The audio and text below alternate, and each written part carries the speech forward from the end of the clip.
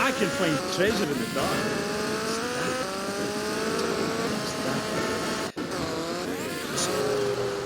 Thing? Yeah, that's the thing that typifies me as an artist. Heart and soul. Head and trousers. Everything. That's what you get at one of my shows. Jez Torrent and Love Fist will really show you, you know.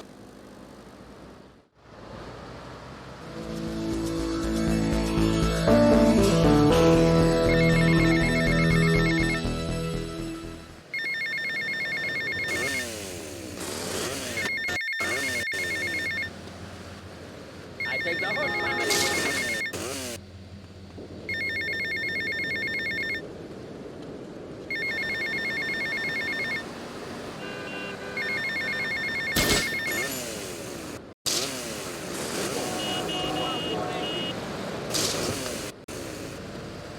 Hey, mate.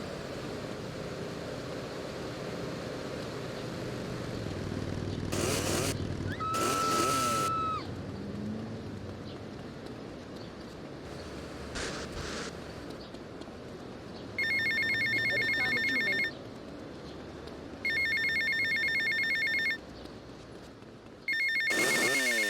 Respond to a dead.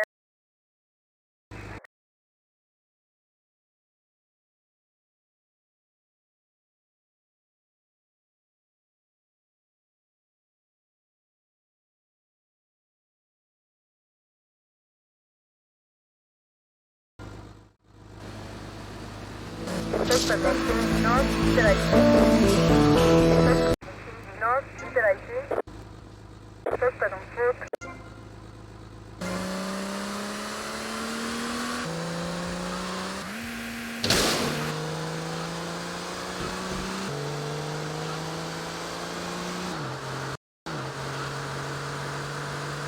We got a request for backup. We got gang problems between Haitians and Cubans. 2 cars going, investigate. Over.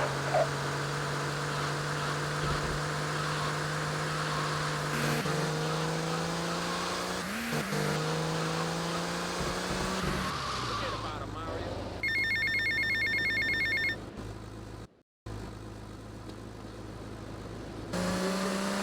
We got a problem.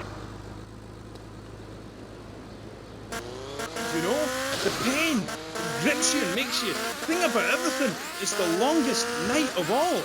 December of the soul. Jazz, this has been the best interview of my life. Thanks so much for coming on. For all you Love This fans out there, it's time for my contest. Ladies and gents, you're listening to the Jez Torrent of PCJ interview by...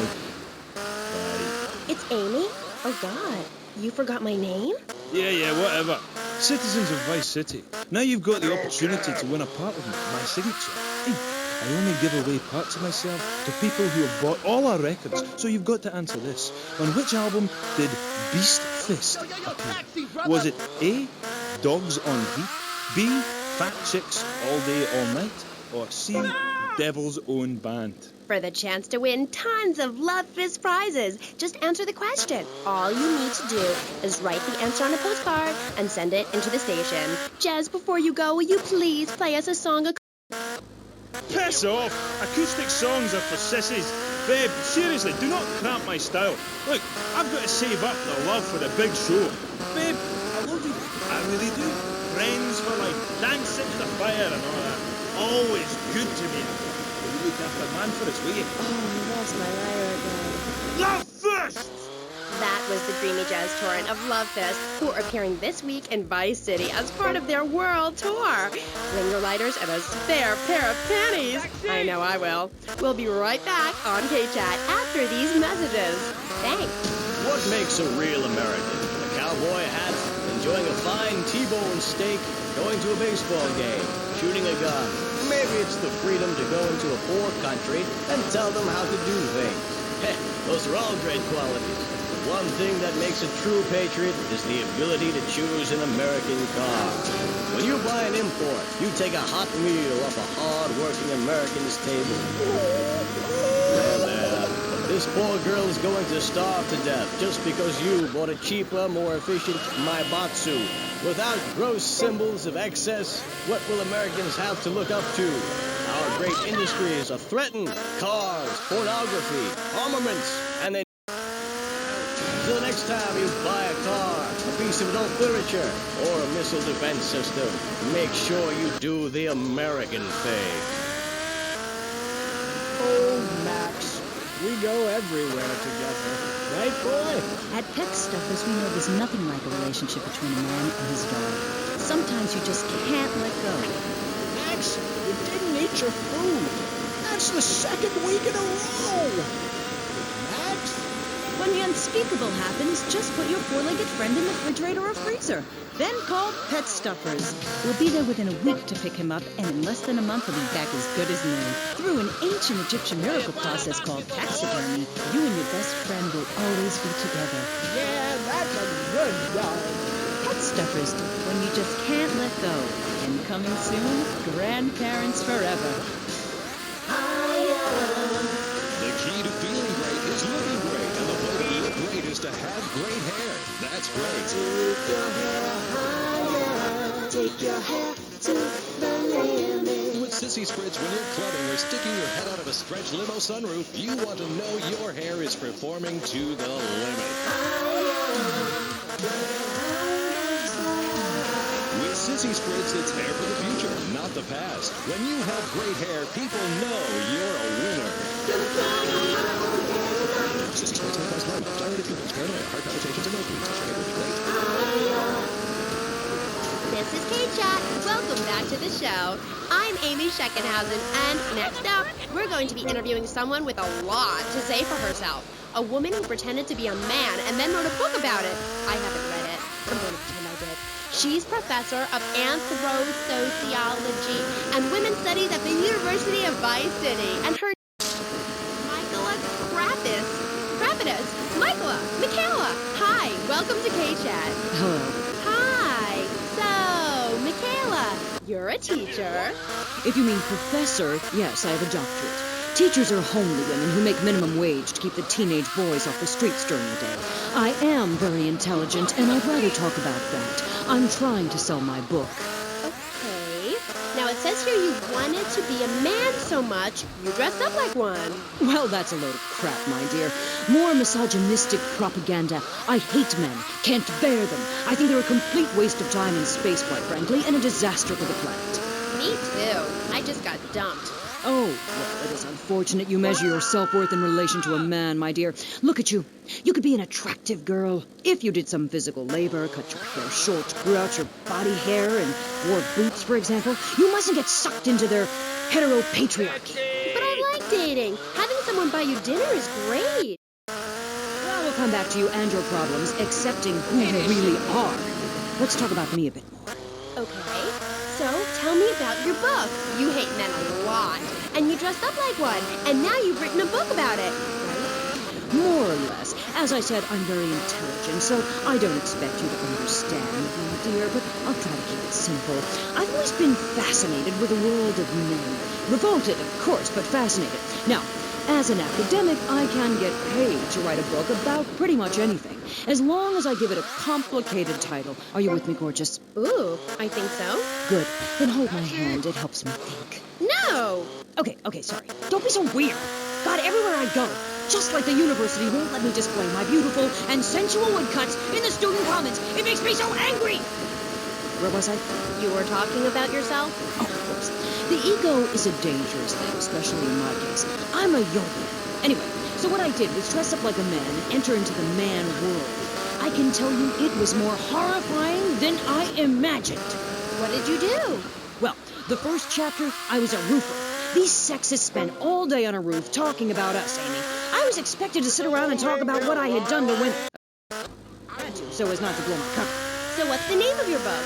Yes, as mentioned hitherto, my book has a very, very obtuse title. Being and Seen. From Freud to the building sites, a woman's journey into the male psyche. Huh? What? I'll admit it's not very catchy, but academia is not about getting to the point. It's about exploration. Okay. Wow, I'm learning a lot today. Yeah, so I entered the world of men, in disguise, of course. I was dressed like a man. Okay, and you haven't changed that? What? What did you say? You're still dressed like a man. No, I'm not. These are my normal clothes. Amy, for God's sake, don't fall prey to the patriarchy's evil fashion schemes! Anyway, I learned a lot when I was a man. Did you know, for example, that during my time as a steel worker in Pittsburgh, I learned that men sometimes speak crudely about women when they are out of earshot? I was horrified. I need a ride. Or that men regard, like you, Amy, as mere sex toys, things for their amusement. Unbelievable! Or that men actually find sports interesting. It's appalling. And they run the world, my pretty. Oh, yes, they run the world. They do? Yeah. Look at Reagan. Look at Thatcher. Look at Gorbachev. While we stay home and bake cookies. Well, screw that, sweetheart. Yes, I agree. Good. Don't bake a cookie. Smash him in the face with a baking tray instead. He's a brainless dolt. He's a man. Did you know men enjoy looking at pictures of naked women? It's called pornography. It's sick and foul. I'm giving a talk about it this weekend at the Women's Center. That's women with a Y. I think you spelled it wrong. Are you a woman? 3 of the 5 letters that make up your description are M-A-N. You're too dependent on men, Amy. That's why I don't call myself a woman, Amy. Okay. I bet this radio station is owned by a man. White male conservatives monopolize the media, selecting right-wing blondes to propagate conservatism. I don't have blonde hair. Not yet, Amy. Not yet. Did you know men drink beer and smoke cigarettes and wear hats? Yeah? Yeah, well, you must have read my book. I discovered a lot of things. I was also a policeman and an untrained brain surgeon, and they're all the same. All women haters. But just because men like sports and hats hate women, does it? You self-hating fool, of course it does. The media, meaning you, falsely portrays feminists as bra burners, outdated, combat boot-wearing bad mothers. Why don't you take your top off right now, Amy, huh? Tell them you won't be censored anymore. No, I'm getting a little freaked out here. We'll teach you how to make beds, march in squares, shine shoes, clean bathroom, kill a man with your bare hands, and do it all with pride.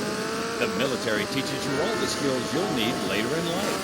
Call 1-800-BE-A-HERO and become a real man today. Why are you waving your hands? Oh, I'm supposed to be the commercial. This fall, a new hard-hitting police drama is coming to Friday night. He was a well-to-do cop transferred to a troubled precinct downtown. His new partner is a space traveler with a passion for justice. It's Yuppie and the Alien. Look, you might vaporize dissidents in Alpha Centauri, but in this precinct, we do it by the book. I'm so terribly sorry, Captain. I'm sorry. Don't miss this one-of-a-kind police drama. They're fighting crime the hard way in designer clothes with $250,000 sports car and a UFO. Partner, let's go cruise in the car and look moody. One tough downtown precinct, 2 outsiders doing things their way. Yuppie and the Alien on BBC. Hi, I'm DJ Smith, tight end for the Vice City Mamas and proud proprietor of BJ's Used Autos. Cars from all over America come to find a new home in Florida, just like you. I moved here after the draft. Football, not Vietnam, even though they do have a lot in common. I noticed there was one thing missing from this great town, a celebrity-endorsed used car shop. That's why I founded BJ's Used Autos. Every one of these beauties is freshly painted. They look brand new. We have new models coming in every morning, usually around 2 a.m. We can get you anything. And if you see a car that reads, tell us. We can acquire it for you. I've taken the skills I've learned as a pro football player to the used car business. Smash, grab, and run like hell. BJ's Used Autos. I'm tackling low prices with hot cars. If for some reason you'd like to speak to Michaela Crapper, just give her a call on K-Chat. Who's on the line? Michaela, hi. Hey, sister. I'm wearing trousers. I haven't shaved or waxed in 9 months. I left my broken-hearted husband and baby behind. Now I'm living in a commune with a series of life partners, having quite simple, amazing experiences. I got my inspiration from a lecture you gave last year. Thank you so much. You taught me a lot. Yes, good, sweetie. But ask yourself, are you doing enough? It sounds to me like you're living a lie. Your life is still very man-centric. You're still justifying yourself by the I am not, rather than the I am principle. I mean, really, you might as well make his bed and clean his litter tray, for God's sake. It's half-hearted fools like you who give feminism a bad name. But I even attacked my brother with a bread knife. You show pony, prom queen, cheerleader, skirt wearer. You see, Amy, That's the thing about people. They're so half-hearted. Pick and mix. Not prepared to carry out their purpose. That woman, that lady, as I bet she likes to be known, is really a self-hater. A failure in the man's world. Yeah, why, I bet she's never even attacked a man with a vat of boiling oil. But she said she tried to kill her brother. Don't argue with me. I write books. Okay. Next caller. Michaela, I'm a huge fan. Are you? Yes, you've really changed my life. Before I heard you speak, I was getting into the feminist movement, but in sort of a silly way. Really? Yeah, you know, burning my bra, beating up policemen, shooting my dad and stuff. Just playing around, you know. I didn't really understand the feelings I was having. I know the wearisome troubles of the half-hearted. Then, after listening to you, I realized what a load of crap it was. Excuse me? I realized what a load of crap it was. You can't hate men because they're different. You can't hate anyone because they're different. You have to work with them. Luckily, I needed a moronically pretentious, overeducated, hairless old harridan like you to tell me how stupid I was being. I mean, we're all just people, and it's idiots like you who cause the problems in this world in the name of reclaiming some false ideals. I'm blabbering on and on about gender politics at rallies just so you can wear leather in public. Why, you misogynist. No, you're insane. You hate yourself because you're a failure. You're an appalling academic and about as intellectual as a hemorrhoid. Goodbye. Well, well, it's nice to see my work has stimulated such healthy debate, don't you think? Michaela, she hated you. No, nonsense. Poor dear was in bits. Not very used to the cut and thrust of academia. I thought she expressed herself poorly and didn't know what she was saying. Probably burned her husband's cakes or something. It is important for me to confront the differences and similarities between myself and other women. I am smart, strong, I seek liberation. Your society imposes on me. God, this is all so confusing. Everything has two meanings. Exactly.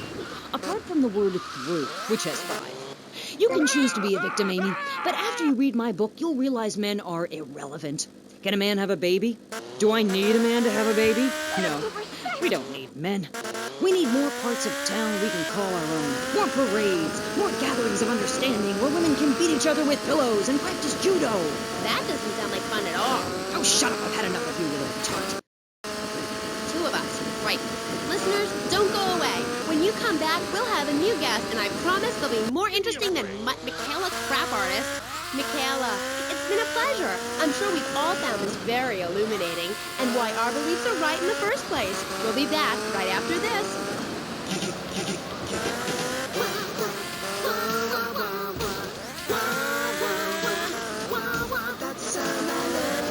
Every day to goodness, every toxic gas. Make that a real love. You can buy it anywhere. Grocery store shop. Make sure that you're in a chair, cause your hair's gonna come. Oh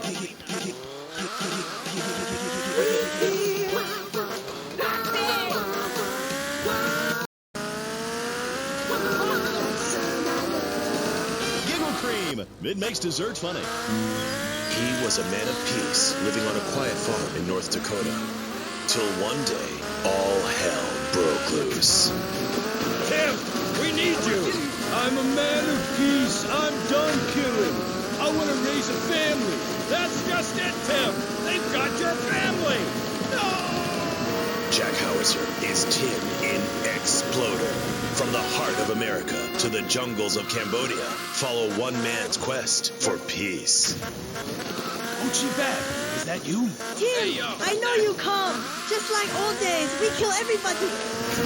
Tim, they've got your wife, but I'm not married. You are now to America. He went in to save his country, but found his family and lost a friend. Uchi! Tim, don't leave me. You taught me baseball, Tim, and how to rap. No! He would have been a fine American. I'll cry when I'm done killing. Get yourself a body bag, strap yourself in, start making friends the American way. Exploder. Evacuator Part 2. PG may include patriotic garbage. So, hello everyone, and welcome back to K-Chat, Vice City's main place for things. I mean, well, it's a place in Vice City where things go on, like interviews or things, or other things like that. But at the moment, it's interviews, and I'm Amy Sheckenhausen, the best interviewer in Vice City and exclusive to K-Chat. Remember, you only hear Amy on K-Chat. Our next guest is a man on a mission, and that's why he's got such a silly name.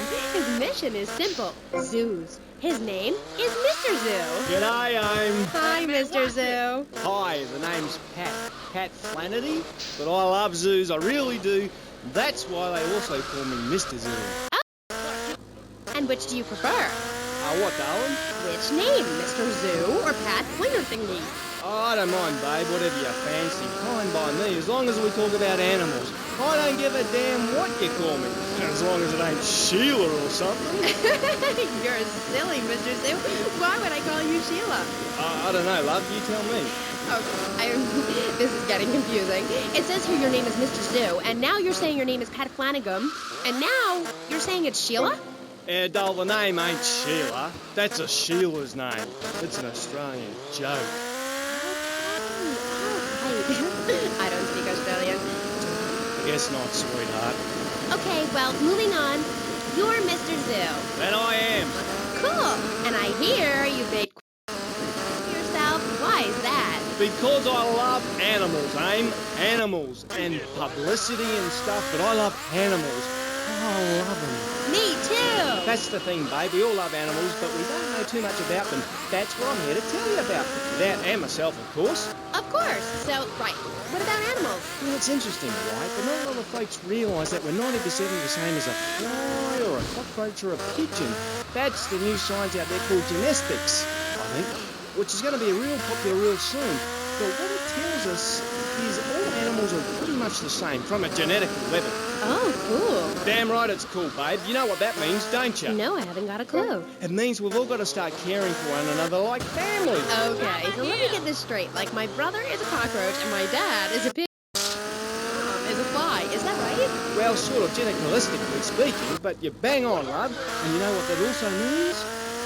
No. You could legally speaking marry any animal you wanted and have kids. Unless you're married already, babe. You ain't married, are you? No, I just split up from my boyfriend. He didn't like me being on the radio. So I sounded stupid. Well, that's my point, love. I mean, imagine if you'd been out dating a wolf or a cute little deer. He'd protect you. To keep out intruders, but he wouldn't mind you being on the radio, wouldn't mind a bit. Why not?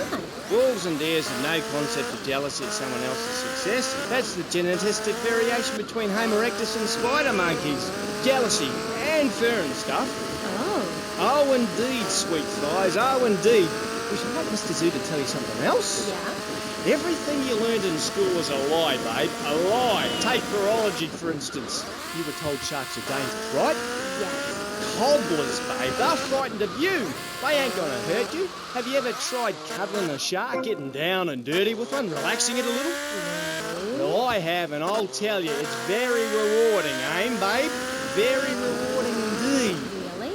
Yeah, abso-bloody-lutely, love.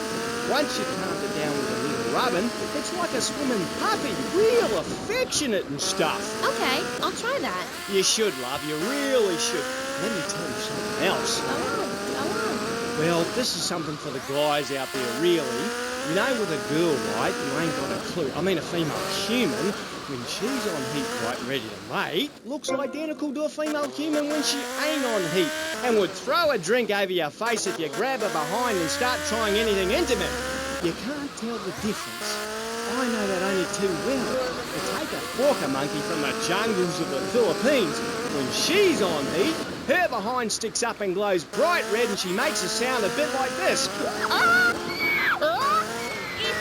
And any fool or dingbat can tell she's ripe and ready for action. Certainly clears up any confusion. Yeah, I guess it does. Or a female black widow spider. Now, they eat their mates after the deed, as they say it's done. Ooh. Yeah, I know. That certainly puts things into perspective, doesn't it? I've never done that. No, but now, because you're the same.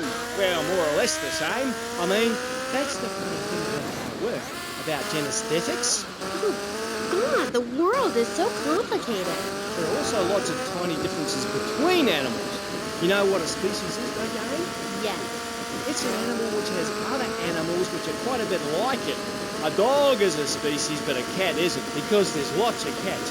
However, I've discovered out there in the wild loads of new species that regular science practiced by repressed blokes in laboratories hasn't even known about. Really? Really, I have.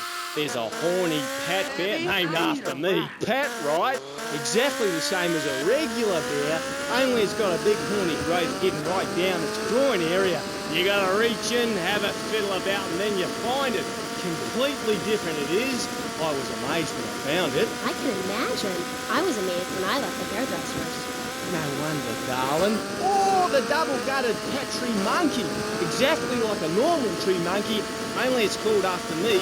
And if you have a rummage around inside, going in the back door, you discover it's got 2 digestive tracts. 2. Amazing. Really profound it was. Ooh, that's gross. Aim, it's the science of Mr. Zoo. Getting down and dirty with animals. Because I love them and I hate lies. Okay. It also says here you like zoos. It's a love-hate thing, babe. That's nice. But I'm certainly an expert. I know what I'm doing and I'm not afraid to expose myself. Okay, well, I'm getting a little confused here. Why don't we take a break and when we come back, take some phone calls because all the buttons are really flashing all of a sudden. You're on K-Chat. The science of evolution has uncovered many of life's mysteries, like tadpoles or the pyramids. But the mystery of the armpit remains. What's it for? Why is it hairy? And why do men have nipples? But one thing is for certain, the armpit smells bad. Luckily, there's Pit Balm. It's like napalm for your skin, or Agent Orange on your sweat glands. Pit Balm stops unwanted bodily functions in their tracks. It's as effective as sending GIs into a peasant village. When you're fighting the war against personal hygiene, bring out the heavy auxiliary. This Friday night, it's the incredible sitcom that has captured America's heart and given the whole country a new catchphrase. I'm 42. Just the 5 of us. After a mix-up at the adoption agency, the Chesterfields came home with zany new house guests. Jimmy, tidy your room and go to bed. So sick of it. Keep telling you I've got a rare disease. I look 12, but I'm a 42-year-old investment banker. I want to go out and get laid. Oh, yeah, and I'm Santa Claus. Now, tidy your room. Asshole. Our posh suburban home must be a welcome change from that alley you were sleeping in. I really enjoy living here, but there's not enough food. It's the funniest, most touching half hour on television. Charlotte, what's that smell? I set the couch on fire again. Yeah, I can help you with that. And this week, it's a very special Just the 5 of Us, where an attractive blonde lady tries to steal Jimmy away. Now you talk. Just the 5 of Us. Friday nights on VBS. We're on K-Chat, and so are you. If you're listening, I'm here with Australian animal lover, Mr. Zoo. If you've got anything to ask him, why don't you just give us a call right now? Yeah, great. Give us a call right now, and I'll tell you anything you need to know about animals. Okay. Who's on the line? Pat Flannery. G'day, of course it is. And you're in Vice City? Yeah? What are you doing here? Promoting animals, mate. Don't you remember the court case? I get lost. Hey, let's have another caller. Okay, who's on line 2? You're through to K-Chat. Don't hang up on me, Flannery. You're meant to be in a hospital, you sicko. Hey, easy there, mate. Hospitals are for people who don't feel well. I'm at the top of my game. Are you insane? Don't answer that. I know the answer. You're sick and insane and you need help. I got a visa, mate. I got a visa. You can't touch me. I'm bona fide. I love animals. Leave me the hell alone, or I'll come by your aquarium and feed you to the bloody sharks, you no good, by the book, paper pushing murderer. They would have lived if you let me in the tank. I could have cheered them up. I could have done. Now stay away from me, you hear? No more callers, K-Aim. Phones are so impersonal. Not a two-way conversation like the radio. Okay. Who is that? Wrong number, I think. No, it wasn't. Yeah, it was. A bloody wrong number. He wanted a plumber and a Chinese. I was speaking to him in Australia. Okay, cool. What was that about the aquarium? Nothing, babe. All in the past. Long time ago, I was tricked into saying something I regretted. Oh, cool. That happens to me all the time. I can see that, love. Yeah, big mistake. Never trust a judge or a mental health tribunal. Never. Only bad times. Okay, and what did they make you say? Nothing, babe. Oh, it was a long time ago. Look, I brought a little surprise for you. It's a little female playground. See how relaxed she is with me? I got she's a lot like a little Joey kangaroo in a lot of ways. You know what I mean, love? What did they make you say? I've also brought a menacing trouser snake. Would you like to see it? Look at this. It's a little frog in my pocket. Calm as you like, not even awake. Eyes, dies. Anyway, in this pocket, I've got a baby dwarf giraffe I birthed this morning. See, she's still covered in fluid from her mum's womb. Wow, isn't that fabulous? Ooh, that's grody. What did they make you say at the mental health judge? Nothing, babe. Nothing at all. Long time ago. It was a bad period in my life. I wasn't sleeping. I was heartbroken like a platypus. Do you know a platypus only gets a bill after its mate breaks its heart by sleeping with its brother? I know all about that. I was crying my eyes out for weeks on all kinds of pills for my nerves. Couldn't move, couldn't talk. I was cooing like a dove. Please, darling, let's move on. Do you want me to talk to a parrot? Now I'm really curious. What did they make you say? I love you. You do? I never knew. They made me say I love you. Oh, I made my boyfriend say it, and he slept with my best friend. I think we're bonding now. No, we ain't bonding, you hate. Falls apart. I hate that. They made me say I love you to Bobo. Who was Bobo? Bobo was the most beautiful creature that was ever on the earth. Ever at all. Really beautiful. Who is she? He. Hey, He was a dolphin, and I loved him, and I knew him properly. People would never understand. It's natural. We were identical from a genetagorical perspective. And Bobo was really unhappy, putting on a show every day like a circus animal. They thought they could be doing something, but they never did, eh? They never did. We were only cuddling. How can people take that the wrong way? They took me away and they locked me up. And Bobo died of a broken heart. He did? That's awful. But, ooh, just a second, you sick bastard. Security! I loved him more than you can imagine. Call the police, someone. Please help me. This guy is molting animals. Oh, it's gross. I only wanted to be loved. Properly, mind, and he's gone. Hey, Dr. Phillips. Get lost, Doc. I got out. I'm fine. Me and my friends are travelling around in a black van and solving crimes and running from the Colonel. Pat, I'm coming in. Stay away from me! Pat, you've been a very bad boy. Come on, don't get home now, Pat. Stay away from me! I got a poisonous lizard in my boot. He'll kill you in 2 seconds. Pat, please. We've been through this. You're not well. Bobo is dead. It's time to get back on the medication. Start piecing your life back together while locked up in a padded cell for a very long time. Or until you die. Is it that time again, Doc? Yes, come on. Put on the street. Look, it's even got your initials on it. Now swallow this. Thanks, Doc. Did I tell you I love animals and they love me? I got a message. Look for a while at the I'm really sorry. Pat is a very, very sick man. We rarely let the dangerous Leo out into society. And when we do, it's not always fatal. Okay, great. Get this crackhead out of here. Sorry to be a...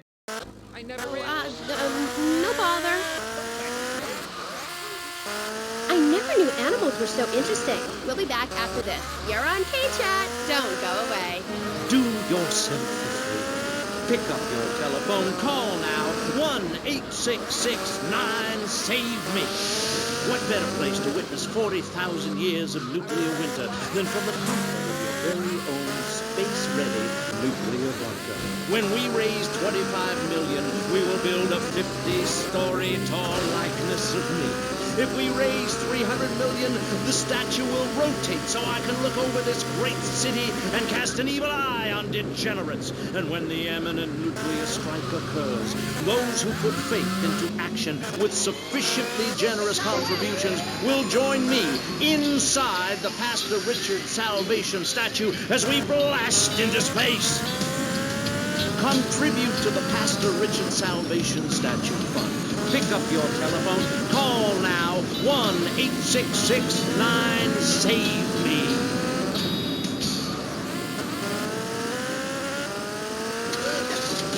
Knights of the road, here's your stallion. The car for freedom. The car for hot excitement. The car for a man who is alone against the elements. Thunder. The pride is back. It's the power of a compact. It's so big. Fuel injected. Inject me. My Matsu Thunder. On the toll road of life, you have to pay to prove you can. Live the emotion of an individual. The awesome power of nature distilled into one vehicle. Because after you get struck by lightning, there's thunder. The Matsu Thunder. Hello, welcome back to K-Jack. I'm a woman, so I know it's important to discuss feelings. That's why we don't have any male hosts on this station. People open up more to women. I was telling my girlfriend yesterday, if a woman were president, we'd nuke a country every 28 days. In these times of trouble, of international scary things that cause anxiety, people seek soul ice. Or is that solace? Oh my God. Some visit lady friends, others go to a bar, and a strange few talk to rocks. My next guest is the author of Lovin' the Coven. She sits on the board of the Vice City Renaissance Committee, Gethsemane. Welcome to the show. Hello, Amy. I brought you a crystal. Isn't it gorgeous? I guess so, if you're into shiny glass. I prefer lacy gloves. Amy, for many thousands of years, many people have been using crystals and gemstones to heal the sick. Take the crystal, and then, when the night is enchanted, and the candles have been blown out, and the wind sings through the branches of the eucalyptus, hold up your arms and sing, all deep, my sky-sailing pregnant moon, the goddess. Pregnant moon? What are you talking about, Gethsemane? Gethsemane. Sorry, whatever. Do you even have a last name? My compost coven named me Gethsemane Starhawk Moonmaker. Trust me, Amy, I'm quite accustomed to people persecuting us. It's been going on for thousands of years. Native Americans, they studied crystals. The ancient Chinese, Belgians, Superman, they all studied crystals. So why do you view it as so weird? Grab your crystal, hold it tight, and close your eyes. You will be transported back 35,000 years when the temperature of Europe began to drop. The teeming with animal life, and small groups of hunters followed the free-running reindeer, and there, under the magnolia tree, a woman breastfeeding a baby egg. Do you see it? It's nature. Ew, gross. You're one of those filthy hippies that thinks breastfeeding in public is okay? Well, it's not.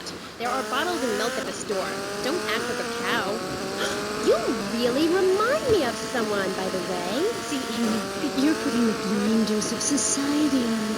We're all the same. I remind you of yourself, of every man and woman. No, not of them. They're trying to outlaw nature.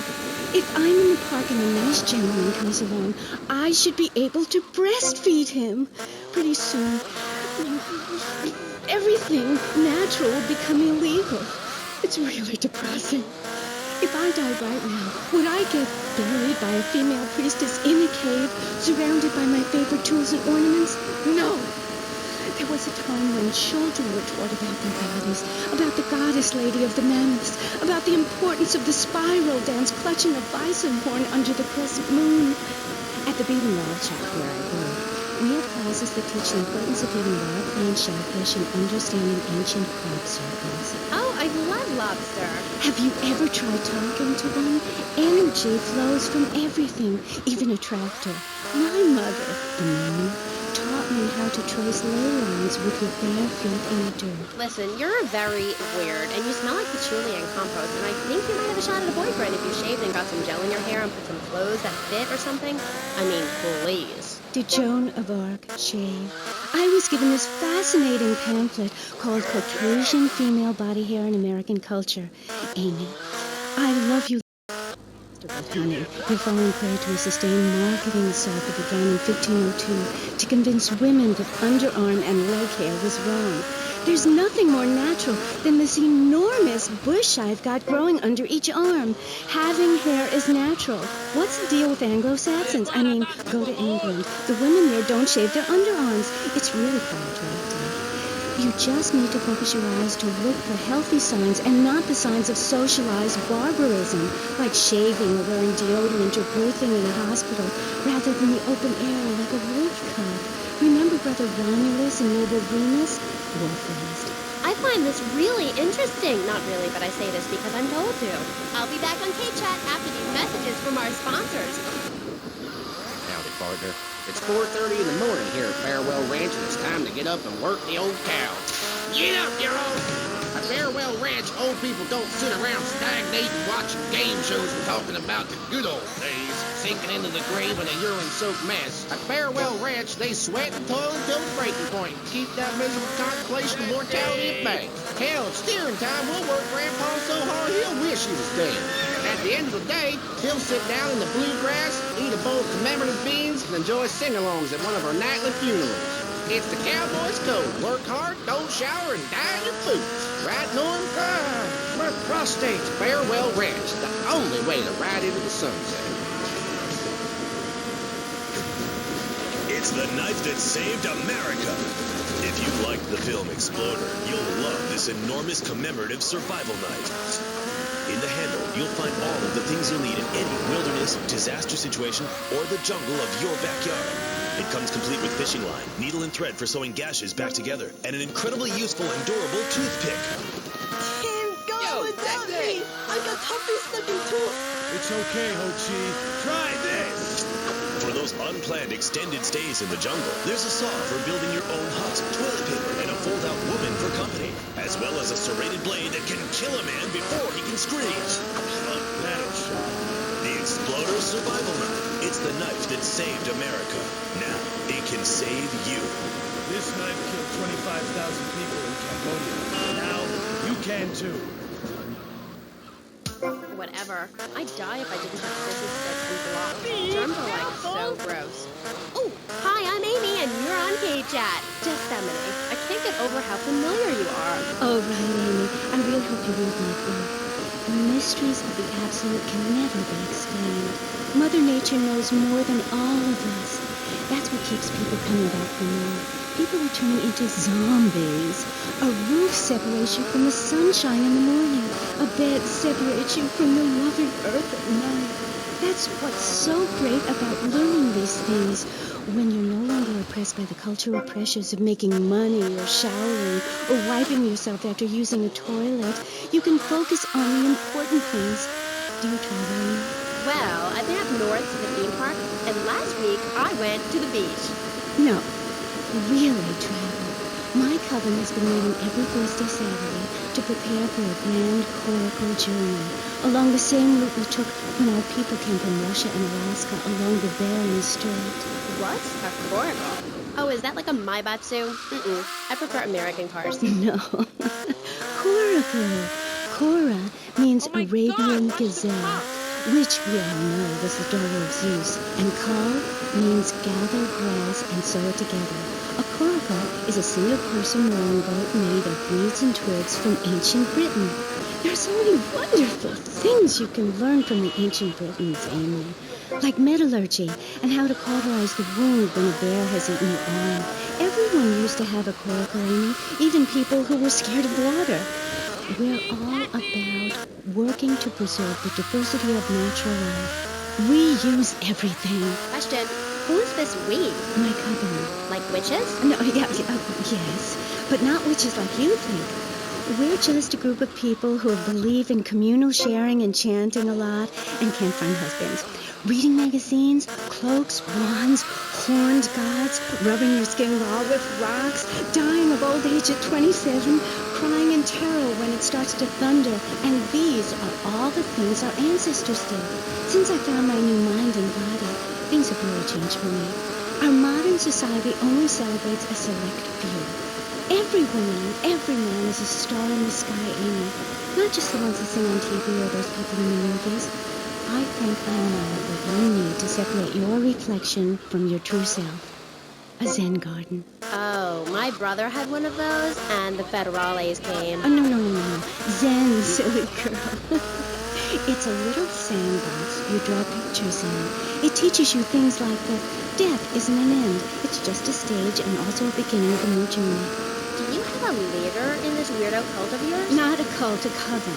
There's a big difference. Yes, our leader's name is Phil. That's a weird name for a leader of a group of witches. Oh, hi, Phil. What hairy butt you got? What with being a man who's a witch and everything? Do not disrespect Phil. He teaches us the wheel of the year, Amy. It's full of solar holidays and goes round and round and round. You can learn a lot from the sun and the moon. If you look at the sun for too long, you can go blind, meaning it is something to be respected. It has a dark side, just like we do. And some people have craters and only a sixth of gravity. The ancient Britons knew the moon could breathe. We can change the world, rearrange the world. It's dying, though, Amy, and it needs some mouth-to-mouth resuscitation, like a swan or a fish on a hook. If you take your nervous system seriously, if you take your organs seriously and explore them, some really neat things can happen. Phil told us that. He's been to Mali to meet with the village elders. That's why there's the ceremony of the knife. Oh! Why does everyone have to be packing sharp things? The knife ceremony is very important and spiritual. It's an ancient one-person personal crisis. You say to yourself, I'm going to have a spiritual experience, or thrust this thing into my head. Live actors never rehearse and need no script, Amy.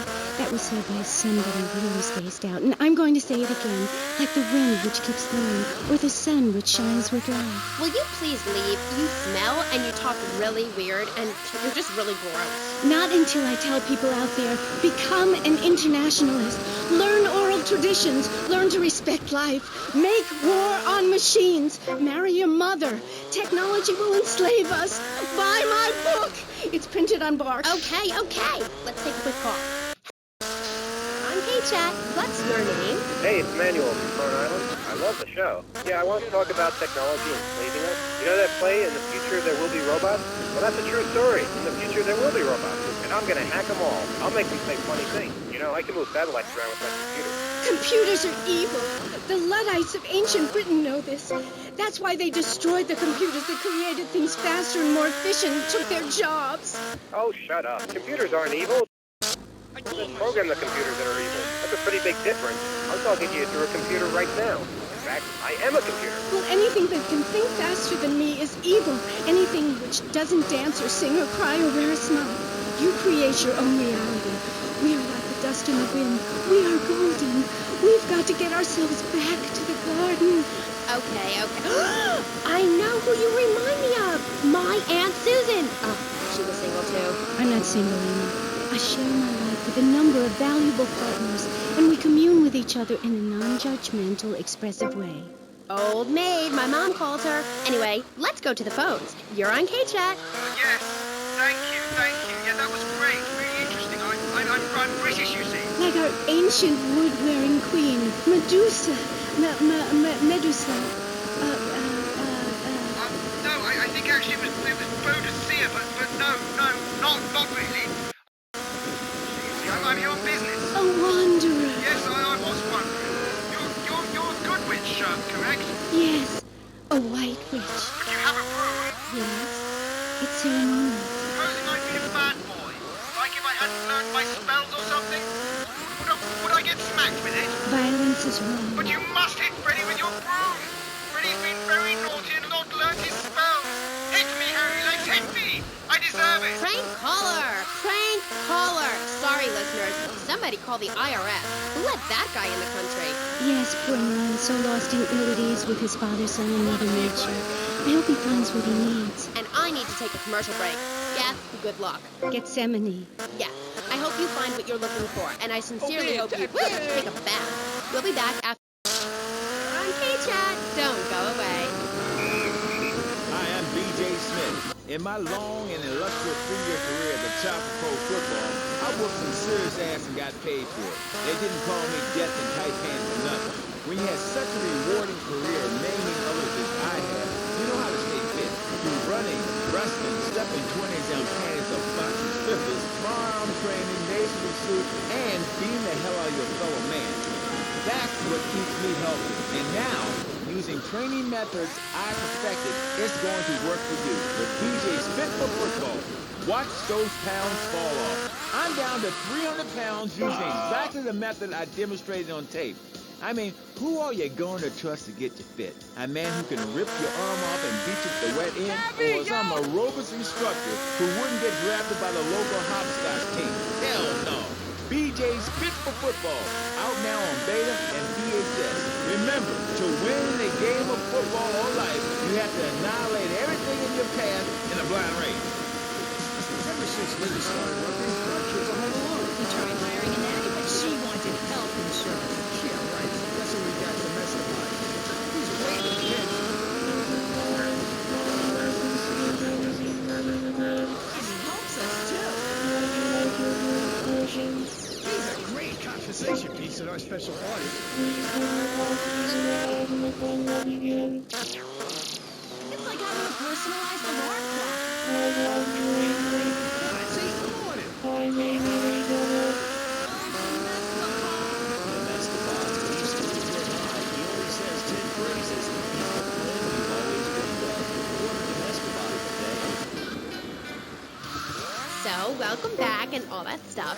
You're on K-Chat with me, Amy Sheckenhausen, on Vice City Station for the stars, including me. I got a treat for you. Next up is a living legend, a man who won the World Series single-handed, known to his fans as Death in Tight Pants, and known to his enemies as, oh my god, I just got flattened by a truck. How is that fair? It's sports legend BJ Smith. So, BJ, welcome. Thanks. It's a real pleasure to be here. Oh, I know. For one thing, sweetheart, I never won the World Series. That's baseball. I played football. Yes, but it's all the same, isn't it? Football and baseball aren't the same. In one of them, you get bored during a 5-hour game. You touch yourself a lot and start a massive brawl with players who are degenerates, egomaniacs, and criminals. The other's football. Yes, but it's all the same.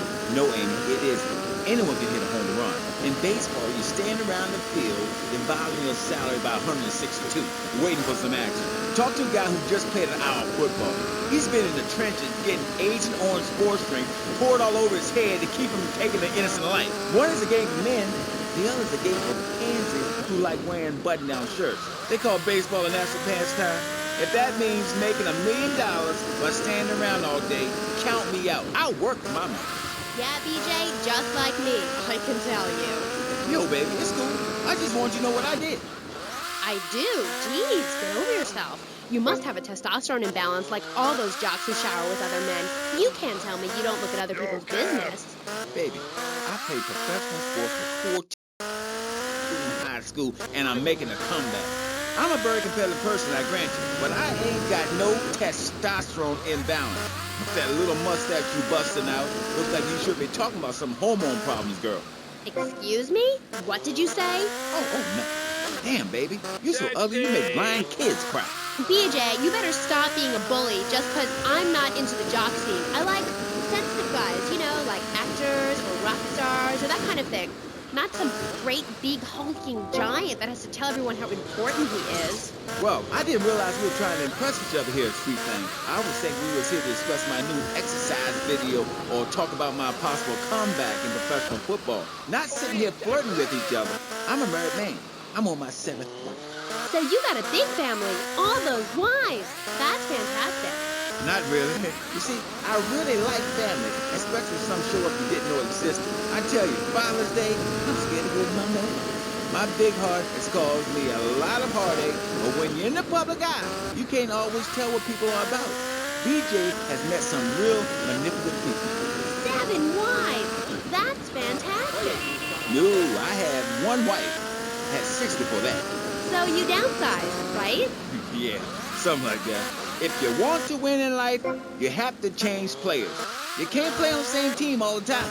So, oh my God, isn't this getting intimate, BJ? I feel like we are really connecting. Yeah, I like to connect with you. Other men may fumble, but I trenches like a doorman. That's actually part of my video. What are you talking about? Well, as you know, running the ball is like making romance. And one day when I was going for a touchdown, if you know what I'm saying, I had a great idea. You see all these fitness videos on television? It's always that idiot fool in leotards prancing about, giving it the skinny thing. And I say, what is this? I mean, what in the world is this? These people ain't fit. They ain't got a clue. When you're fit, you know it. If you come into the locker room, you know I's fit for football, able to wrestle and pounce and hurt somebody for an hour straight. That's what people need. If someone comes to jack your ride, are you going to bust a aerobic move? Hell no. But when you know how to grab another man by the face mask and twist him around and so he tears ligaments in his back and never play again, I mean, that's some real useful everyday stuff. And I sure know. I've been there. You know, I just don't want to talk about football anymore. Well, take dating or washing the car. What good is a leotard when you're washing the car? Or put a man in a helmet and a cup, and he can wash the car in dating. That's fighting fit for football. It really very simple program. The best way to get your body fit is to have total disregard for your body. Every now and then you wake up and come out of concussion and say, damn, I look good. BJ, you talk funny. We'll be back on K-Chat right after these messages. Are you tired of your couches getting ruined? Oh, Grandpa. I made tinkers again. If you've got old people cluttering up your home, why not send them to Musty Pines? We'll help bring back dignity, and we promise it will be the best 3 months of their lives. They'll enjoy bingo, complaining, mumbling incoherently, skinny dipping, and organ donation. And once a month, it's our famous Lucky Dip medication switching night. Musty Pines is located at a luxurious location overlooking Vice City's state-of-the-art sanitation facilities. You can still visit your old people, but now you have the comfort of knowing you don't have to. After they pass on to something better, guaranteed in 3 months or less, you can start enjoying their money. Finally, you can have quality family time again. Musty Pines. Now, you don't have to say goodbye. Drive-through service also available. He was just the boy next door. Well, hello there, Danny. I didn't know it was hockey season. Hey, can I borrow a knife? A deadly curse, a deranged killer, a small town in tears. Knife After Dark, rated R for retarded. Ew, that's gross, BJ. Stop hitting on me. Hi, I'm Amy, and you're on K-Chat. So, what do you need to do for BJ's fit for football? Well, Angela, anybody can do it. What you need is a real expensive gym, a team of trainers, medical practitioners, dietitians, a big crowd, and a opponent who wants you dead. Dead to dirt. I mean, a nasty, blood-sucking leech of a man who will destroy you if you don't destroy him first. A man you like set animals on. He's the enemy, and you sit in the foxhole till it's time just right, and then you pounce, baby, like a kitty cat on catnip. I'll sack a man, power drive him hard, again and again, because the idiot comes my way, I'll nail him every time. This video sounds like a lot of fun. Fun? Fun? You think it's fun when grown men cry in mortal agony? When you're so scared of what you're going to do to a man, you step outside yourself like an astral projection, and police go Kent State on you, and people crying and bleeding and pouncing each other in the face, and that's just in the locker room before the game. That's your idea of fun? Yeah, I guess. Yeah, mine too. That's why I'm making a comeback. I've been retired 2 years, and I'm telling you, selling cars or appearing in soft drink commercials is not fun compared to having 50,000 low IQ morons in Green Bay or Tampa or Liberty City or whatever, screaming how they want you dead just because you're playing for the Mambas. That's actualizing the self. Wow, that sounds interesting. Tell me about it. I am doing it. I'm fit to... Hey, wait a minute. Are you reading the... No, I can hardly read. Get on with it. I'm trying to, sweets. You best listen. The comeback is a real deal. B.J. Smith, 6-year Pro Bowl MVP, the man responsible for more broken bones than anyone since people had legs. I'm a fiddler crab. You can rip my arms off, and I'll just molt and grow new ones. Where? Right here, right now. Let's get it out. Of course. I mean, when? Soon, baby. Real soon. But, and don't call it a comeback. Like the song said, I'll whoop your ass. And this time, I'm doing it my way. Ignorant fools, they gave me nothing to work with. The owners, I mean. What owners are you talking about? The owners of the team. They gave me nothing. They're the reason my marriage failed. I worked my ass off all those years sweating blood and puking my soul out, and they treat me like a tractor. Roll me around, treat me no better than a dog. The guys that got hurt, they never saw a penny out of those monsters. That's just like Jade. Who's Jade? Kipper? My friend. She's a goth. She got sacked for wearing makeup and an I Hate Life t-shirt to work and never saw a penny. She like, football stars? She teaches kindergarten professionally. You know, I know a lot of players who need to go back to school after they finish playing. It's a tough life and you lose something. What did you lose? Oh, addiction, something. It's brutal out there. That's just like Jade. Those kids are evil little brats. Listen, are you going to talk about your freaky friends who dress like a funeral? I thought we were here to talk about B.J. B.J. Smith, and I feel alive. I mean, really alive. Ain't nothing more and bigger than holding a man's head in your hands and looking him in the eyes and saying, I can kill you in 1 second, old man. And he says, I got a wife. And you say, give me all the money in your cash register. What are you talking about? BJ, are those muscles real? That's funny you should ask, because the answer is yes. They ain't implants or nothing. Wow, you're enormous. Nah, this guy's twice my size. But I'm quick, rich, and angry, like a Republican. So, I see. Look, I ain't got anything more to say to you, and I can't fall in love with another gastroorganism. So let's go to the phone. Who's on line 1? Hey, Amy, I'm a first-time caller. How you doing? I love your show. Sorta. BJ, man, you're awesome. Here's my question. How'd you play that game against San Andreas with 2 broken legs? Oh, I can't believe I'm talking to you. Wow, man, I don't know what to say. This is the greatest day of my life. Well, why the hell you call in? Don't worry, I'm a professional. The method I use in the game against essays is actually a part of my exercise video. When in doubt, go for the groin. I hope that answers your question. That's the problem with the public. Fans. I get it all the time. You know what I'm saying? Absolutely. I get that all the time. People say, are you that girl off the television in that show? And I say, no, I'm the girl from the radio. I just look like her. Anyway, BJ, that's all we have time for now. Thanks, Amy. And look after that mustache. Okay. Thank you. I'll be back on K-Chat after these messages from our sponsors. Don't go away. Tired of Dad? Dad, no one wants to hear your stupid Vietnam story. Are you tired of Mom? Hi, Angel. Do you want me to book or go outside? The arcade comes to your living room, only without the creepy guys offering to show you puppies. Awesome! The Degenitron, you can play video games just like you were in the arcade. The Degenitron gaming system plays 3 exciting games, including Defender of the Faith, where you save the green dots with your fantastic flying red square. Cool! Monkey's Paradise, where you swing from green dot to green dot with your red square monkey. That's rad! And Penetrator, where you smash the green dots deep inside the mysterious red square. Wow! The Degenitron brings arcade realism to your living room. It can even take quarters, and a strange, sweaty man comes by to empty the machine on Fridays. Degenitron, fighting the evil of boredom. I'll never go to school again! Do you have dry mouth? I sure do. It protects your teeth, fights infection, and lubricates your food. But what happens when you run out of saliva? I can't talk. For personal dryness upstairs, it's Salivex. Wow, I can spit again. Salivex is more than saliva in a can. Salivex improves consumption efficiency by 50%. No more halfway cures like coating your throat with cooking oil to have that extra piece of cake or bowl of kitty litter. After a night out, my tongue tasted like carpet. It was embarrassing. Now with Salivex, I can eat a whole box of crackers or lick my life partner's Stamp collection. all night. It's like having a salivation army in my mouth. Now I can suck up Lollipop. for as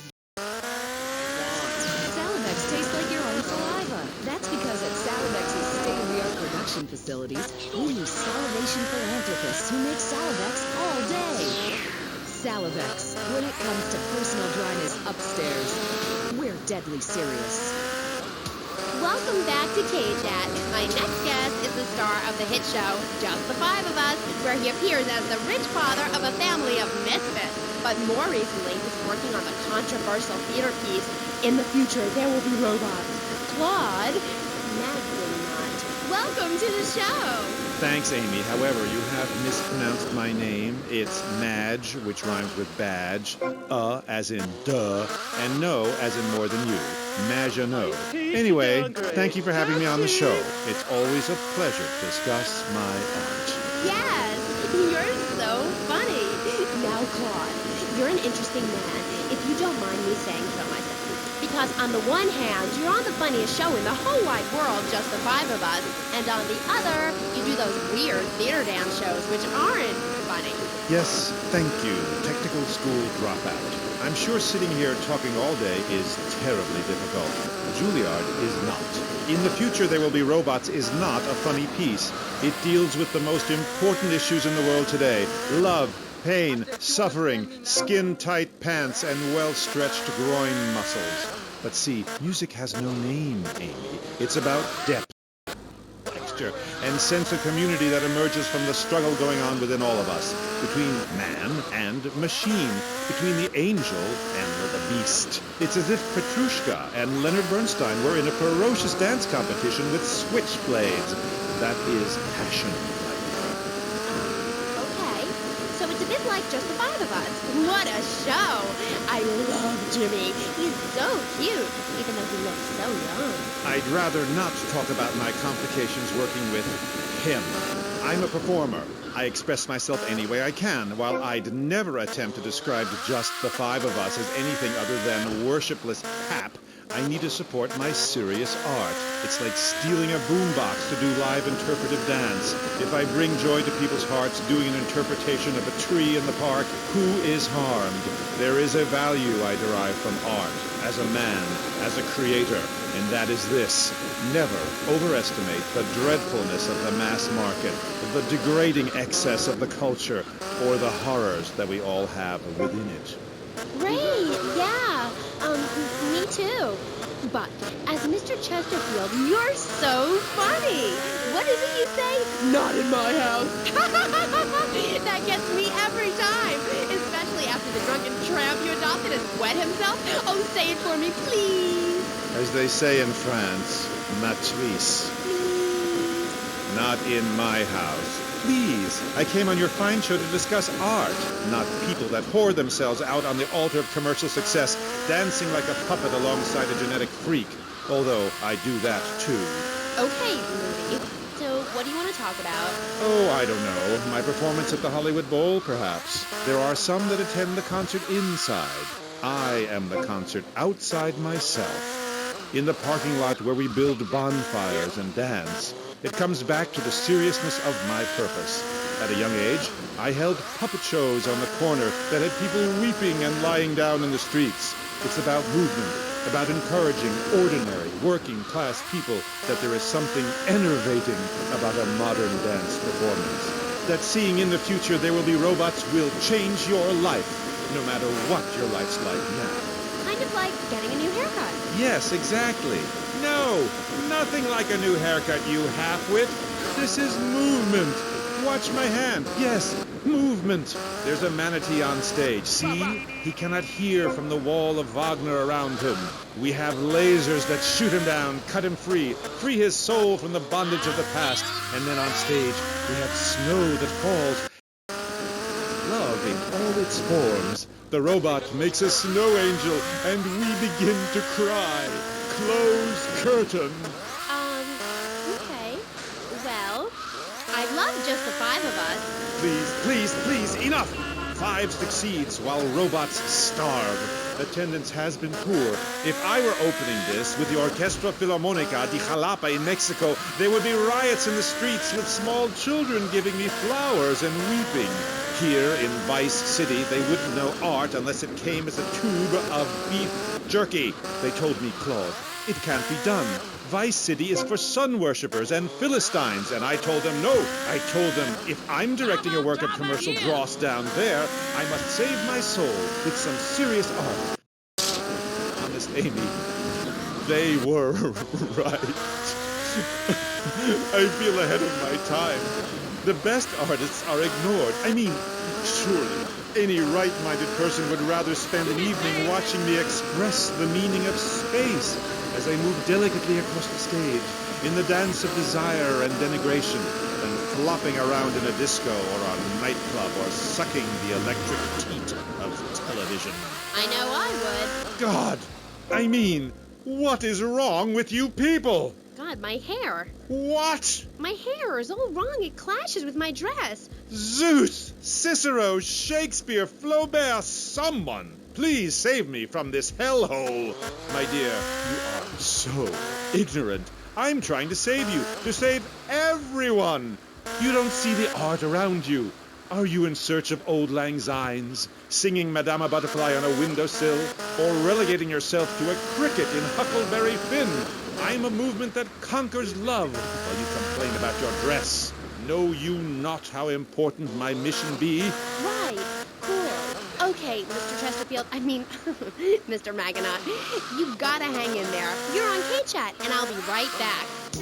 At the law firm of DeLeo and Furex, we understand that sometimes life throws you a curveball. We help our blue-chip clients get their lives back after circumstances have conspired against them. Just listen. It was an unfortunate accident what happened to my wife on that precarious cliff. DeLeo and Furex can't bring my wife back, but they made sure I didn't end up in the slammer. I was unfortunate enough to be found with 15 kilos in my spare tire. I was so mad at the auto repair shop that sold me that tire. Thanks to DeLeo and Furex, the district attorney saw it that way too. I accidentally torched a Quickie Mart when my medication ran out. DeLeo and Furex helped me and the community by ensuring a healthy settlement from the pharmaceutical companies. At DeLeo and Furex, we understand the judicial system and will ensure the truth is heard, no matter how improbable. We're not cheap, but what price can you put on truth? Call DeLeo and Furex today at 866-974-2333. That's 866-9-SHADY. DeLeo and Furex. Accidents happen, and we'll prove it. The store leading the fight against communism is having a blowout sale. Ammunition has a wide array of peacemakers. Come by Ammunition on Militia Mondays, exercise your Second Amendment rights, and get 10% off all armor-piercing bullets. We're the only gun store that lets you try it before you buy it. Need anti-tank missiles? We've got them. Flamethrowers? Oh, yeah. No credit? No problem. No money down. 90 days, same as cash. Shoot now, pay later. During the 10-minute waiting period, fire off a few rounds at the Ammunition gun range, featuring faces of famous commie pinkos. Come by Ammunition and register to win an anti-aircraft gun actually used when we whooped Australia's ass. This weekend is the Ammunition Film Festival with free screenings of the documentary Red Dawn. Ammunition, protecting your rights. You're back on Gay Chat with me, Amy, and my special guest. Let's go to the phones. Mr. Maginot, Bruce from Prawn Island here. Big fan of the show, Mr. Maginot, big fan. Dude, I don't know about the robot thing. It's weird. Quickly, is he really 42? Does he shop in the kids' aisle? Does he get on roller coaster rides? I mean, what's the deal? Does he pay half price for the movie? No comment. Next caller. Oh my God, trauma! I meant that's my line. I'm supposed to say that. Oh God, this guy is such a dick. Next caller. Oh, what are you doing? Who's on the line? I mean, who's on line? Oh, what number is it? Who's on the line? Hello, Claude. This is Morgan.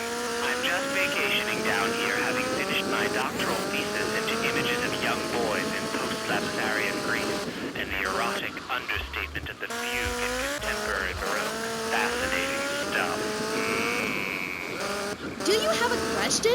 I'm confused. No, woman. I just wanted to tell Claude about my thesis and discuss his bleaker Death in Venice Street period. Of course I have a question, you silly girl. Claude, I saw robots. Big fan, and that's praise indeed coming from me. I normally hate anything humanity has achieved since 1836.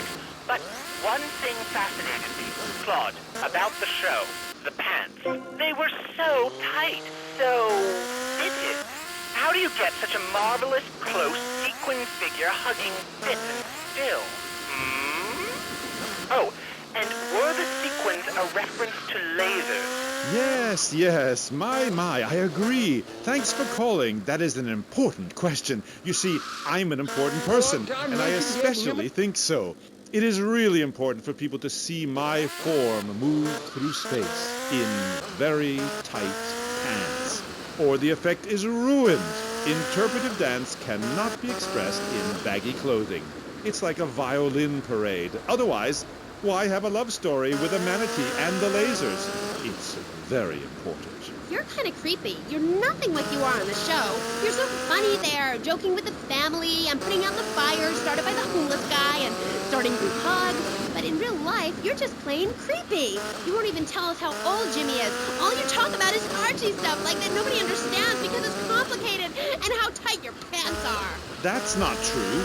I also discussed love and passion and the manatee and the lasers.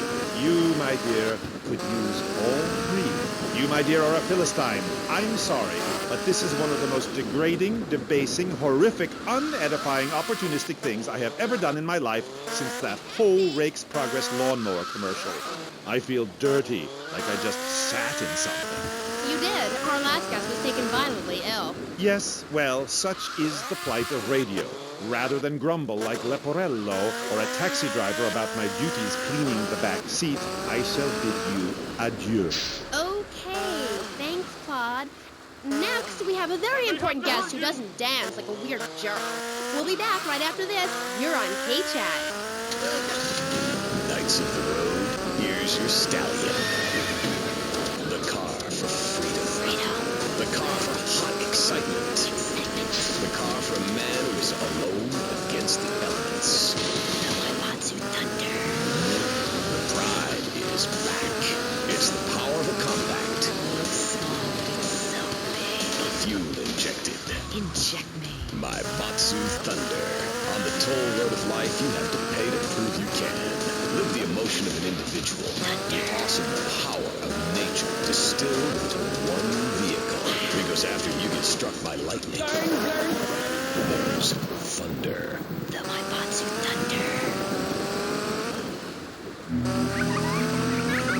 What's this I found under your bed? The only Engels you're going to read is Laura Ingalls Wilder. If you think your child might be a red, here are some warning signs. They read complicated literature and have concern for their fellow man. They even like to share. Tell your kids if someone approaches them with pamphlets about recycling, an invitation to a labor rally, or showing any doubts about the fairness of our system, then they should find a teacher or a policeman immediately. Do yourself a favor. Take both hands off the wheel and touch the steering. Do you feel the power? Ah, yes, friend, there's a lot of evil in the world, but there is also will. And I have been sent to shine a light on all degenerates, philanderers, liberals, and other evildoers, and expose them for what they really are. Don't waste your money on unnecessary and corrupting material possessions. Give it to me. There's only one thing that will save you. A highly fortified structure in the shape of the most powerful thing on the planet, me. Degenerates will ruin this great city. In my wonderful book, I tell of the impending disaster about to befall this planet. Nuclear holocaust, plagues of flying rodents, the seas rising up and turning yellow. It is coming. It is written by me, but you can save yourself. Contribute to the Pastor Richard Salvation Statue Fund. Pick up your telephone. Call now. 1-866-9-SAVE-ME.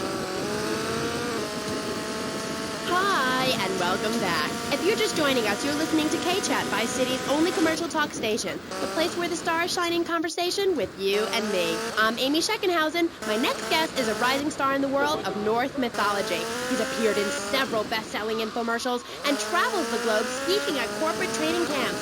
His books and audio cassettes are sold around the world. He is Valhalla's finest deity and motivational speaker, Thor. Hi. Hello, Amy. I'm happy to be here. It's been a long journey. Yeah. Now, I don't know much about you. I mean, I read Beowulf. Well, I read the cover, but like, you're a Viking, right? Did the tunic and goatskin boots give you a clue, maybe? I am a Viking, and a Viking that will not only help you unleash the Furies, but unleash yourself. It's in my Thor's Horsepower program. Okay, I'm a little confused. Well, I'm a lot confused. I was taught in school that Vikings were bloodthirsty and violent. An elder once told me, you must unlearn what you have learned.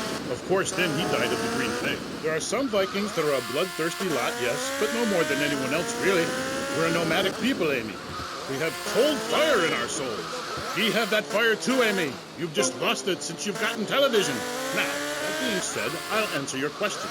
We are mostly non-violent, though many of the Vikings traveled to Scotland. And mind you, anyone who goes there will turn bloodthirsty. You can't understand what the lot are saying.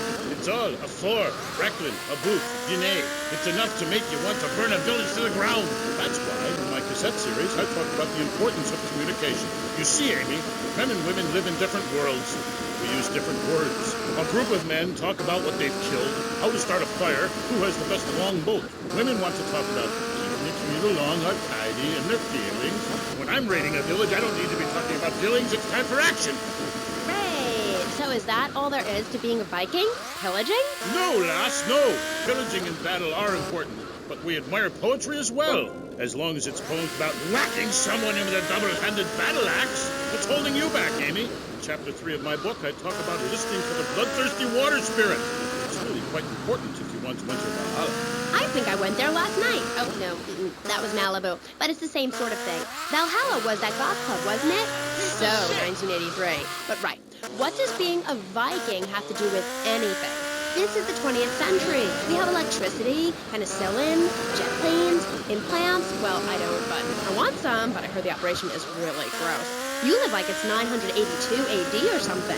Mind ye tongue, wench, lest I cut it out. Deep down, all of you listening to me say, Thor, yes, I'd like to unleash the Viking within. Maybe you'll go camping once a year or hunting and wonder why it feels so natural. That's because it is. Too much of this denying your instincts.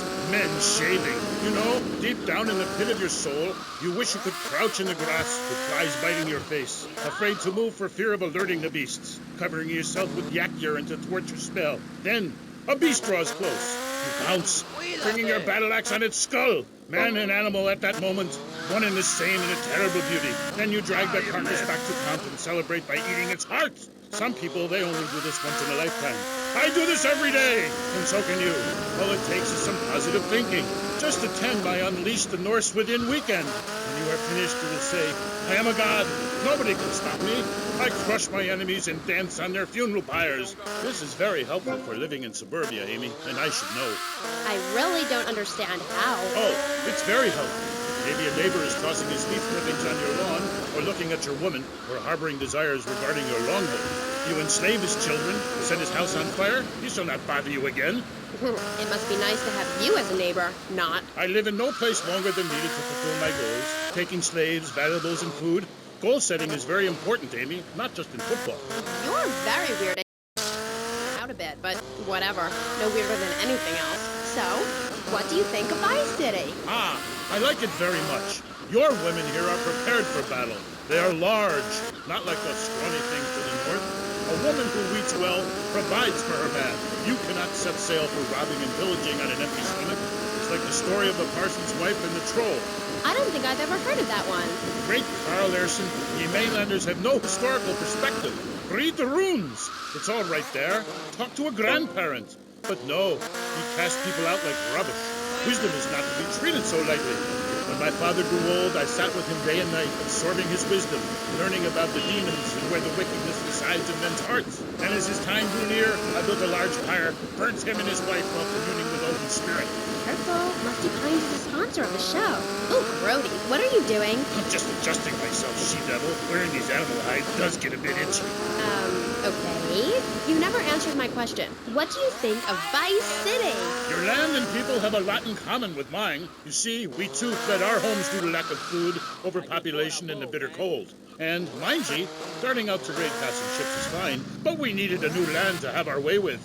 Granted, we roll and sail to an area, land in force, and burn down a local monastery or village, whereas you come in, destroy all the creatures, and sell plastic versions of them. You did a fine job pillaging these lands, but you should have done something about Canada. Wait a minute there, Buster. My mother's half Canadian. Oh, what are you going to do, wench? Sweep the ice furiously at me? Ha! Socialized medicine? Nah, you did it all wrong. You should have continued to the north and finished things off. I talk about this in the motivational learning tapes. That and beware the magpie, which is the devil. Evil reigneth when darkness falls. Are you married? You seem like a tough character to live with. Aye, you wife Helga. What a hag. This show is not sexist, whatever certain bearded women might say. Women are people too. I'd appreciate if you wouldn't talk that way. Ah, go live in a chimney, you troll. You 20th century women are all the same. And me hag Helga, she felt prettier uppity ways. She said, Thor, I ain't having no mead no more. I'm going to meetings. See? That's your problem. As soon as you sort something out, you have to go preaching from the rooftops to everyone else how to live, not pillage nor plunder no more, but live in boxes. Then she says, Thor, I'm getting me stomach staple. I look fat. And now fit is 2 yak skins, where previously it was only 1. I say, wench, don't come crying to me when we're in a longboat crossing the straits for 2 moons, and you're all skin and bones. A man needs something to grab onto. Aye, ain't her fault. A cursed pixie goblin got her. Pixie goblin? What kind of weird ancient nonsense are you talking about? Now, Thor, I've got to ask you, how old are you? I am as old as a fjords, as young as a newborn lamb. Are you shy about your age? Just laugh about it, like my mom. Thor is never shy. Thor is mighty. Thor is a god. And where are you from? From the beginning of the flat earth, where the sun meets the sky. Oh, right. By the beach. Great. Let's take a commercial break. We'll be right back with Thor. He's a real Viking. Hello, I am Fernando Martinez. I think by now you know I am an emotional kind of guy. People stop me in the street and say, Fernando, what the hell is wrong with me? Silk shirt, hairy chest, enough aftershave to drown a household pet, but I still cannot get a woman. I tell them you are an ignorant fool. Without a symbol of power and fertility around your neck, what kind of woman is going to respect you? That is why I have teamed up with Medallion Man, the shop for medallion needs. Medallion Man caters to all levels of masculinity. For the strong, silent type, a medallion the size of a hubcap will say everything that needs to be said. Even singing medallions for the Casanova, who knows music is the food of love. Model trains, dollhouses, diapers, whatever your interest, we've got a medallion for you. Don't forget, every woman knows if you can't support a medallion, you can't support a family. We have some sad news for you. Rock and roll is dead and pop is in! Why not discover the excitement of the science of music yourself at Synth & Son, the home of keyboards? Thanks to the science of music, you don't need musical talent to make great music. Just listen. I created that just by pressing a button. Synthesizers are the new way. Why work hard on difficult compositions when a machine can make music better than you've ever dreamed of? You'll be the hit of the party. It's perfect for in-restaurant entertainment, cover bands, and funerals. Make fugues funky and death marches danceable. It's the science of music at Synth & Son. Remember, you don't know you're a musician until you try. We're back on K-Chat with me, Amy, and my guest is Thor, Viking warrior and elf help guru. Do you have a last name? Oh, whatever. Anyway, what were we talking about? We were talking about the wisdom of the ancients. There are many hurdles in life, Amy. I remember one of the first bits of fan mail I got. It came by bottle in the sea. A man of Lollard Island said, "A tiny woman came to our farm and swept in front of our door. A woodland troll has carried off my woman in the dead of night. Give me wisdom, Thor." So, what did you tell him? Aye, Amy, it was obvious the Black Plague had visited his home. As sure as you can't be a midwife to a fairy, expect wisdom from a fool, or find a good meal downtown on a Saturday night. Okay. I really have nothing to ask you because I really don't think we're bonding quite right here. I'm more than a little confused. Let's go to the phone. You're on K-Chat with Thor. Yes, hello, Thor. My name's Jay. I'm a huge fan, man. Your book really helped me get through puberty. Everyone else was into vampires and stuff. I just got into the Viking thing. It's pretty cool. It's been working pretty well for me. Anyway, my girlfriend and I, we fight all the time. She's always calling to check up on me. It really totally sucks. It's a drag. Like, I hang out at the strip mall with all my boys, and she shows up. Is there any advice you can give me? Ah, yes. There was a man who asked for a night's lodging at a certain farm on the eve of Maundy Thursday, or maybe it was Fat Tuesday. Anyway, in the course of the night, the old woman of the house took out a horn of salve and smeared herself with it from head to toe. She then climbed on top of the stove, sat astride a sweeping broom, and began to... Hello? Excuse me, what the hell are you talking about? Reading from the runes, wench. What kind of rune is that? Aye, it's a man's rune and not appropriate for the warrior under 18 years old. But there's a moral at the end. Are you still there, Fair Jay? Yeah, I'm still here. Do you love this woman? Yeah, I think so. She's really special. Especially in the back seat, if you know what I mean, Thor. Then behead her and parade thy love around on a stick for the world to admire. Wow, cool. Thanks, Thor. Okay, I'd like to throw you out, but you've got an enormous sword and yeah, let's take another call. But first, listeners, Vice City, remember, don't behead your girlfriend and take her head around on a stick. Hello, you're on K-Chat with Thor. Hey, brother, my name is TJ. Your book is fresh, real fresh. Like it's been a real inspiration and all that. It's most definitely on me and my crew's vibe.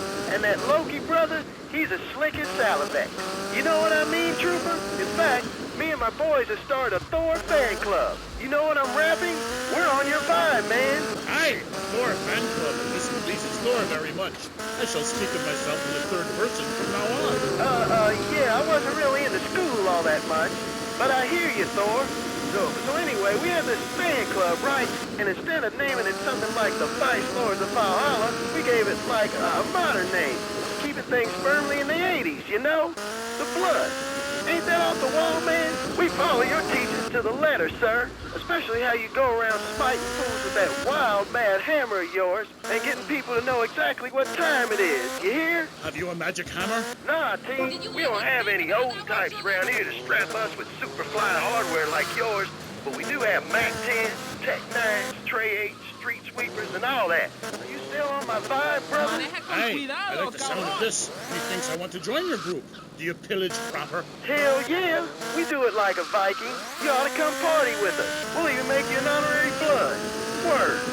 Indiscriminate pillaging. This is, as we say, the school of old. When I am done with the wench, we shall meet. Till then, beware the frost giant, PJ, and the serpent with two tongues. Yeah, okay, whatever. Yo, brother, where'd you land that funky, fresh silver helmet of yours? Those wings on the side are wicked, money. Stop calling me a wench. I have much to teach you, wench Amy. Only if you would listen. For many centuries, people have asked questions. Why is my fatted calf gone after the gypsy woman appeared? Are there trolls living in my chimney? Aye, sure, I could tell ye the story of the 12 children out of Prater, or the midsummer snow, the spirit hatched from a cock's egg. But in the end, Amy, you need a spirit journey. A wandering spirit demands a wandering body. Take a long boat, pack only what you can carry, head toward the moon at high tide. Okay, thanks for the advice. And with that revelation, I'm going to have to change topics. That was Thor, Viking Warrior. Coming up next, we have another guest. We'll be back right after this. How do you like to enjoy a Rusty Brown's ring donut? I like to lick lovingly around the outside and then thrust my tongue in the middle. I like to munch it vigorously. I just love the batter all over my face. On Friday nights, I just can't stop eating Rusty Brown's ring donuts. Oh my god, so good. Sometimes I like to wear women's panties and walk around 5th Street. When you go downtown, make sure you enjoy Rusty Brown's ring donuts.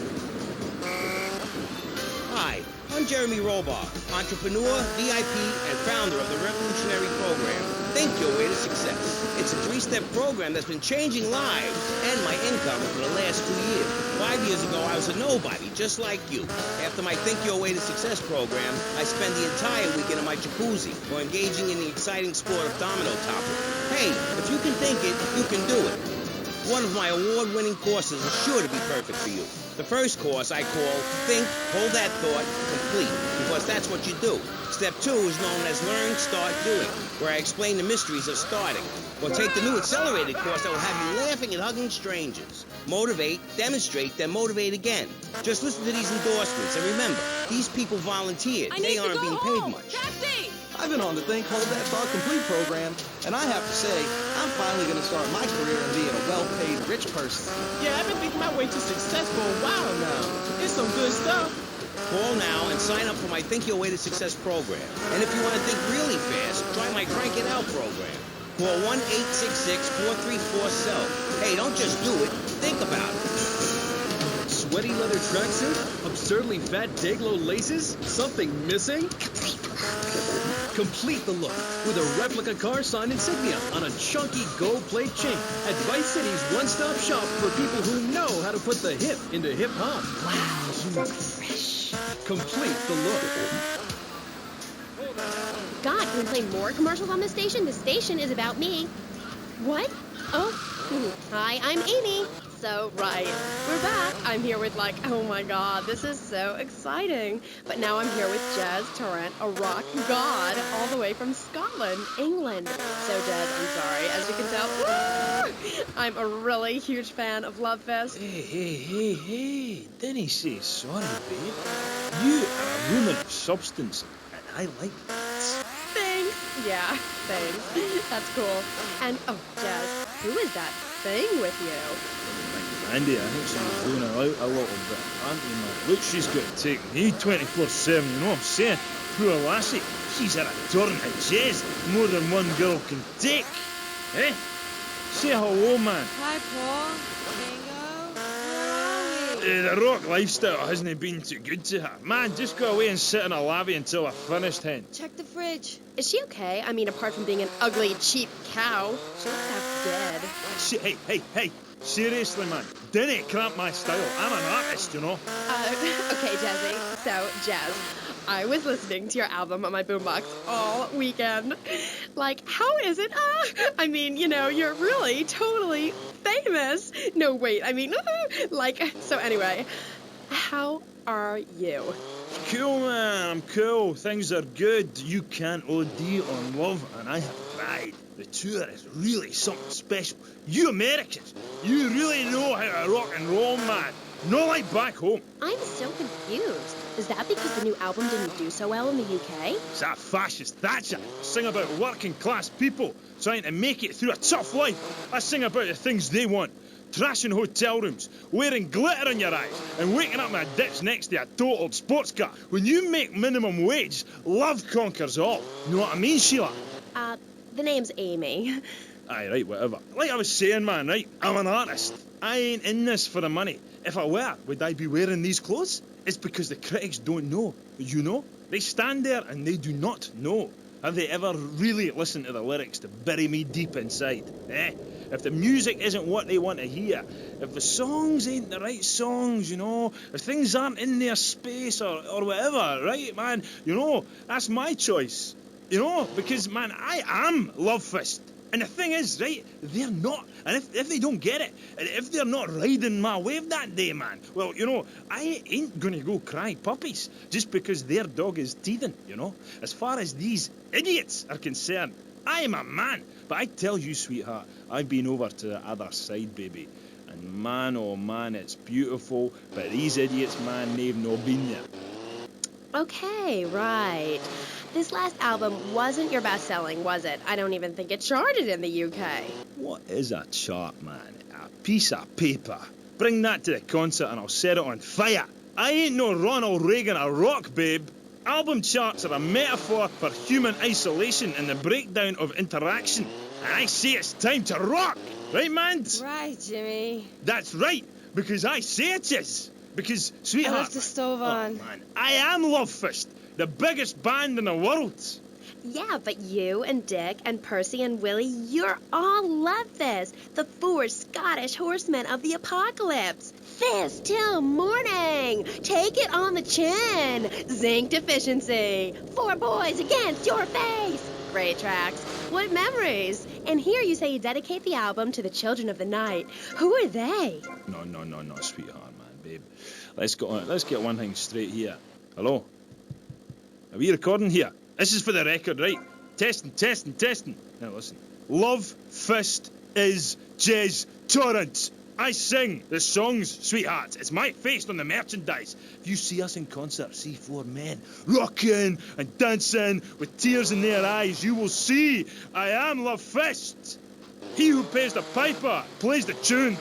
Oh, I didn't know you had a piper in the band. Love, I was talking metaphorically. Oh, boy. Condensed meaning, enlightenment. We're a family living in Death Valley, but I walk alone. I am on a spiritual journey, and if Percy or Dick or anybody stands in my way, the contract says I walk. I've been dragged back and held down and embarrassed by those guys, but you know, it's part of being in a band, man. Like wearing makeup. Yeah, but wasn't Percy voted Guitarist of the Year by Corrap Rock Monthly? Look, I love the whole bit with the fuzzy guitar, but he's overrated, love, right? Without the torrents of abuse, Love Fist would be over, and the new contract reflects that. As an artist, it's really important that I make a lot of money. Right, man? You need to keep you and our friends and your diamonds and that, eh? Yeah, rock on, Keith. Roger, what a trip. Yeah, shut up, you silly tart. Ugh, let's take a caller. Hello. Ooh, you're on the line with Love Fist. Hi. Yo, this is Wayne, man. Hey, guys, I'm on the phone with Love Fist. Hold on. Hey, what's up, Jez? I'm a huge fan. I go to all your concerts. I get crazy. I wear my Love Fist t-shirt every day, even when I'm with my old lady. Hey, I heard there's subliminal messages in your video. Is that true? Listen, seriously, the big hair, the limousines, the girls, the partying, the clubs, the hotel suites, another TV smashed into 1,000 pieces, right?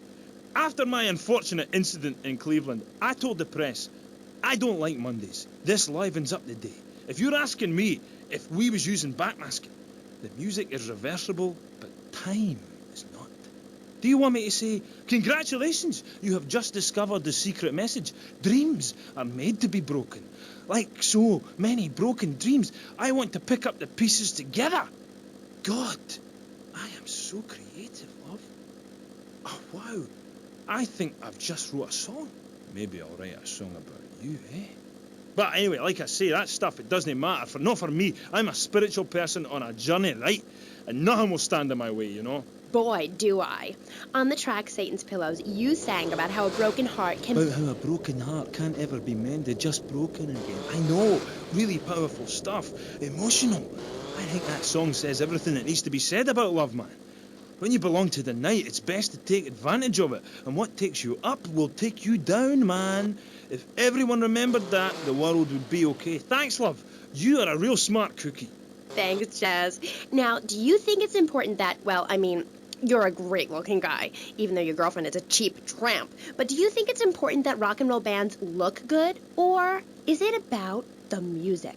Like I said, I'm a creature with two faces, babe, you know? An angel and a devil. And that means it's really important to look good.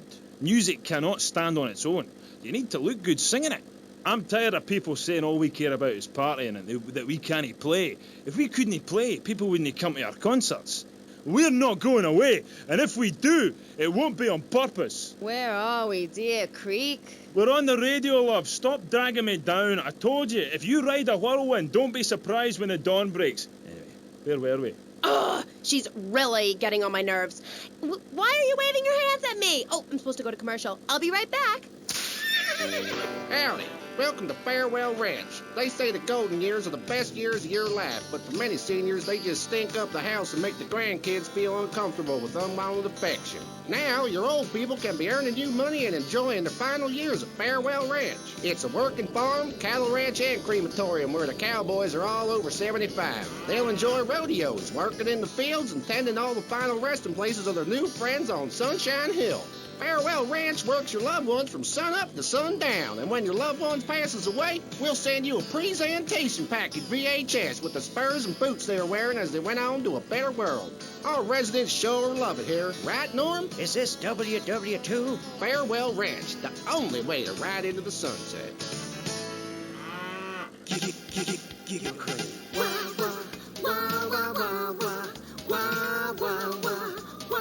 That's the sound I love. Starts my morning, you make my night. And Giggle Cream with everything, you make life bright. Getting fat and laughing and getting fat. With Giggle Cream, you get both things, and what's more fun than that? We hear wah wah wah wah wah wah wah wah wah wah. That's the sound I love. Giggle Cream. It makes dessert funny.